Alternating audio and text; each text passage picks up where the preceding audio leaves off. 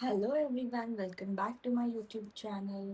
ಇವತ್ತಿನ ನನ್ನ ವಿಡಿಯೋದಲ್ಲಿ ನಾನು ನಿಮಗೆ ಮನೇಲೇ ಇರುವಂತಹ ವಸ್ತುಗಳು ಅಂದರೆ ಮನೇಲೇ ಇರುವಂತಹ ಇಂಗ್ರೀಡಿಯೆಂಟ್ಸ್ನ ಯೂಸ್ ಮಾಡಿಕೊಂಡು ಯಾವ ರೀತಿ ನಮ್ಮ ಮುಖದಲ್ಲಿರುವ ಟ್ಯಾನ್ ಆಗಿರಲಿ ಇಲ್ಲ ಕಪ್ಪು ಕಲೆಗಳು, ಪಿಂಪಲ್, ಈ ಎಲ್ಲ ಸ್ಕಿನ್ ಸಮಸ್ಯೆಯನ್ನು ಕಮ್ಮಿ ಮಾಡ್ಕೋಬೋದು ಅಂತ ನಾನು ನಿಮಗೆ ಈ ವಿಡಿಯೋದಲ್ಲಿ ತೋರಿಸ್ಕೊಡ್ತೀನಿ.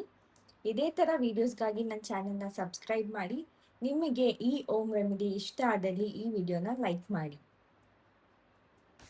ನಾನು ಮೊದಲಿಗೆ 2 ಟೇಬಲ್ ಸ್ಪೂನ್ ಅಷ್ಟು ಕಡಲೆ ಹಿಟ್ಟನ್ನು ಹಾಕೋತಾ ಇದ್ದೀನಿ.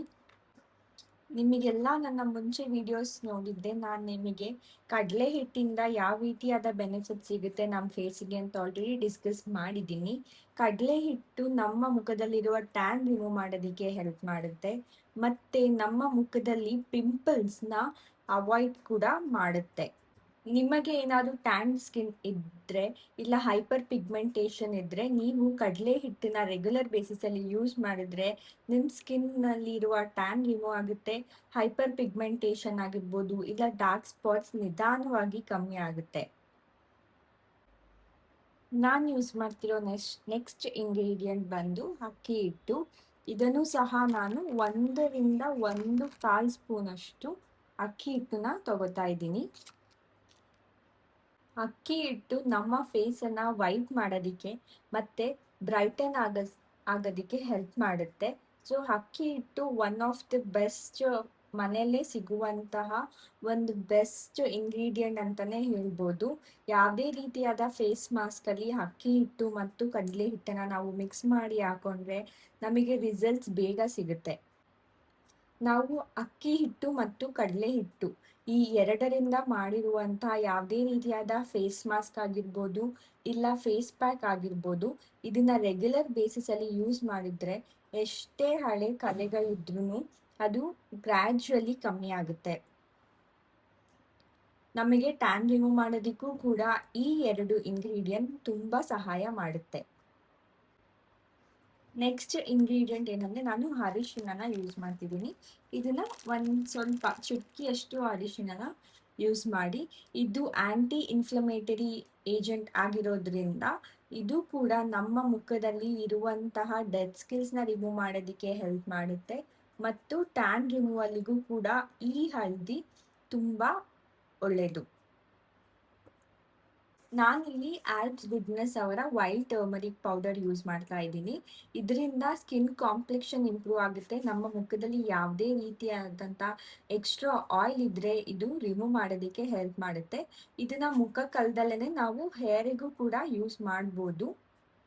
ಸೊ ಬನ್ನಿ ನೋಡೋಣ ಈ 3 ಇಂಗ್ರೀಡಿಯೆಂಟ್ನ ಯೂಸ್ ಮಾಡಿಕೊಂಡು ಯಾವ ರೀತಿ ಒಂದು ಫೇಸ್ ಪ್ಯಾಕ್ನ ನಾವು ತಯಾರಿಸ್ಕೋಬೋದು ಅಂತ. ನೀವು ರೆಗ್ಯುಲರ್ ಆಗಿ ಯಾವ ರೋಸ್ ವಾಟರ್ನ ಯೂಸ್ ಮಾಡ್ತೀರಾ ಆ ರೋಸ್ ವಾಟರ್ನ ಯೂಸ್ ಮಾಡ್ಬೋದು. ಯೂಶಲಿ ರೋಸ್ ವಾಟರ್ನ ನಾನು ಟೋನರ್ ಆಗಿ ಯೂಸ್ ಮಾಡ್ತೀನಿ. ಇವತ್ತು ಈ ಪ್ಯಾಕ್ಗೆ ಪೇಸ್ಟ್ ಮಾಡ್ಕೊಳ್ಳೋದಕ್ಕಂತ ನಾನು ರೋಸ್ ವಾಟರ್ನ ಯೂಸ್ ಮಾಡ್ತಾ ಇದ್ದೀನಿ. ಈ ಫೇಸ್ ಪ್ಯಾಕ್ಗೆ ನಾನು ಯೂಸ್ ಮಾಡ್ತಿರೋ ಎಲ್ಲ ಇಂಗ್ರೀಡಿಯೆಂಟು ಮನೆಯಲ್ಲೇ ರೆಡಿಲಿ ಅವೈಲಬಲ್ ಇರುವಂತಹ ಇಂಗ್ರೀಡಿಯೆಂಟು. ಇದಕ್ಕೋಸ್ಕರ ಅಂತ ನೀವು ಯಾವುದು ಎಕ್ಸ್ಟ್ರಾ ಬೈ ಮಾಡಬೇಕು ಅಂತ ಎಲ್ಲ ಇಲ್ಲ. ಕಡಲೆ ಹಿಟ್ಟು, ಅಕ್ಕಿ ಹಿಟ್ಟು, ಅರಿಶಿಣ ಆ್ಯಂಡ್ ರೋಸ್ ವಾಟರು ನಮ್ಮ ಮುಖಕ್ಕೆ ಎಷ್ಟು ಇಂಪಾರ್ಟೆಂಟ್ ಅಂತ ನನ್ನ ಪ್ರೀವಿಯಸ್ ವೀಡಿಯೋಸಲ್ಲಿ ಹೇಳಿದ್ದೀನಿ. ನಿಮಗೇನಾದರೂ ರೋಸ್ ವಾಟರ್ ನೀವು ಯೂಸ್ ಮಾಡ್ತಿಲ್ಲ ಅಂತ ಅಂದರೆ ನೀವು ನನ್ನ ಪ್ರೀವಿಯಸ್ ವಿಡಿಯೋ ಚೆಕ್ ಮಾಡ್ಬೋದು. ನಾನಿಲ್ಲಿ ಬೇಗ ಅವರ ರೋಸ್ ವಾಟರ್ ಯೂಸ್ ಮಾಡ್ತಾ ಇದ್ದೀನಿ. ನಾನು ಇದ್ರ ರಿವ್ಯೂನು ಆಲ್ರೆಡಿ ನಿಮ್ಮ ಹತ್ರ ಶೇರ್ ಮಾಡ್ಕೊಂಡಿದ್ದೀನಿ ನನ್ನ ಪ್ರೀವಿಯಸ್ ವಿಡಿಯೋದಲ್ಲಿ. ನಾನು ಡಿಸ್ಕ್ರಿಪ್ಷನಲ್ಲಿ ಆ ವಿಡಿಯೋ ಲಿಂಕ್ ಅಟ್ಯಾಚ್ ಮಾಡಿರ್ತೀನಿ, ನೀವು ಹೋಗಿ ಚೆಕ್ ಮಾಡ್ಬೋದು.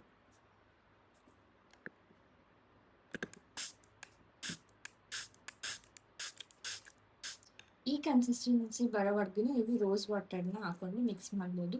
ನನಗೆ ರೋಸ್ ವಾಟರ್ ಹಾಕೊಳ್ಳೋಕ್ಕೆ ಇಷ್ಟ ಇಲ್ಲ ಅಂತ ಅನ್ನೋರು ನೀವು ಇದನ್ನು ಖಾಲಿ ನೀರಲ್ಲೂ ಕೂಡ ಮಿಕ್ಸ್ ಮಾಡ್ಕೋಬೋದು.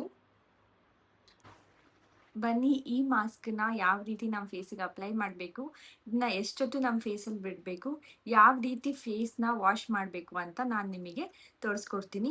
ಅದು ಅಲ್ಲದೆ ಇನ್ನೊಂದು ಇಂಪಾರ್ಟೆಂಟ್ ಸ್ಟೆಪ್ಪು, ಈ ಮಾಸ್ಕ್ನ ಅಪ್ಲೈ ಮಾಡಿ ವಾಶ್ ಮಾಡ್ಕೊಂಡ ನಂತರ ನಾವು ಇನ್ನೊಂದು ಇಂಪಾರ್ಟೆಂಟ್ ಸ್ಟೆಪ್ನ ಫಾಲೋ ಮಾಡಬೇಕು. ಅದು ಯಾವುದು ಅಂತಲೂ ನಾನು ನಿಮಗೆ ಈ ವಿಡಿಯೋದಲ್ಲಿ ತೋರಿಸ್ಕೊಡ್ತೀನಿ. ಈ ವಿಡಿಯೋನ ಲಾಸ್ಟ್ವರೆಗೂ ಸ್ಕಿಪ್ ಮಾಡ್ದಲೇ ನೋಡಿ, ಯಾವ ಸ್ಟೆಪ್ಪನ್ನು ಮಿಸ್ ಮಾಡ್ಕೋಬೇಡಿ.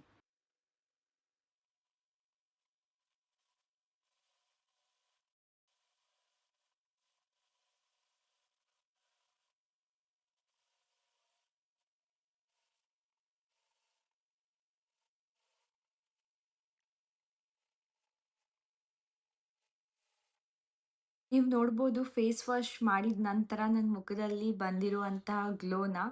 ನೋಡಿದ್ರಲ್ಲ ಒಂದೇ ಯೂಸಿಗೆ ನನ್ನ ಮುಖದಲ್ಲಿ ಎಷ್ಟು ಡಿಫ್ರೆನ್ಸ್ ಕಾಣಿಸ್ತಿದೆ ನಿಮಗೆ ಅಂತ. ನೀವು ಇದನ್ನ ರೆಗ್ಯುಲರ್ ಬೇಸಿಸಲ್ಲಿ ಯೂಸ್ ಮಾಡಿ. 3 ಡೇಸ್ ಒನ್ಸ್ ಅಂದರೆ 1 ವಾರಕ್ಕೆ 2 ಸರಿ ಈ ಫೇಸ್ ಮಾಸ್ಕ್‌ನ ನೀವು ಯೂಸ್ ಮಾಡಿದ್ರೆ ನಿಧಾನವಾಗಿ ನಿಮ್ಮ ಮುಖದಲ್ಲಿರುವಂಥ ಪಿಗ್ಮೆಂಟೇಷನ್ ಸಮಸ್ಯೆಗಳು ದೂರ ಆಗುತ್ತೆ.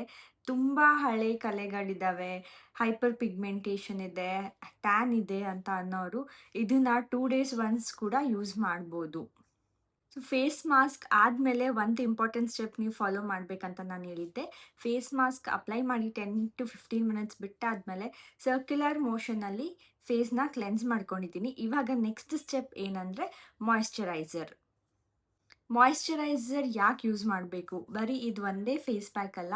ನೀವು ಯಾವುದೇ ಫೇಸ್ ಪ್ಯಾಕ್ ಆಗಲಿ ಇಲ್ಲ ಫೇಸ್ ಶೀಟ್ ಯಾವುದೇ ಯೂಸ್ ಮಾಡಿದ್ರುನು ನೀವು ಲಾಸ್ಟ್ ಸ್ಟೆಪ್ ಮಾಯಿಶ್ಚರೈಸರ್‌ನ ಅಪ್ಲೈ ಮಾಡ್ಕೊಳ್ಳೇಬೇಕು. ಯಾಕಂದರೆ ನಮ್ಮ ಮುಖದಲ್ಲಿ ಇರುವಂತಹ ಗ್ಲೋನೆಲ್ಲ ಲಾಕ್ ಮಾಡೋದಕ್ಕೆ ಮಾಯಿಶ್ಚರೈಸರ್ ಹೆಲ್ಪ್ ಮಾಡುತ್ತೆ. ಯಾವುದೇ ರೀತಿಯಾದ ಸ್ಕಿನ್ ರೊಟೀನ್ ಆದಮೇಲೆ ನೀವು ಮಾಯಿಶ್ಚರೈಸರ್‌ನ ಅಪ್ಲೈ ಮಾಡೋದು ಮರಿಬೇಡಿ. ಇದೇ ಥರ ಜಾಸ್ತಿ ವೀಡಿಯೋಸ್‌ಗಾಗಿ ನನ್ನ ಚಾನಲ್‌ನ ಸಬ್ಸ್ಕ್ರೈಬ್ ಮಾಡಿ. ನಿಮಗೆ ಈ ಸ್ಕಿನ್ ಕೇರ್ ರೂಟೀನ್ ಇಷ್ಟ ಆದಲ್ಲಿ ಈ ವಿಡಿಯೋನ ಲೈಕ್ ಮಾಡಿ. Thank you for watching the video.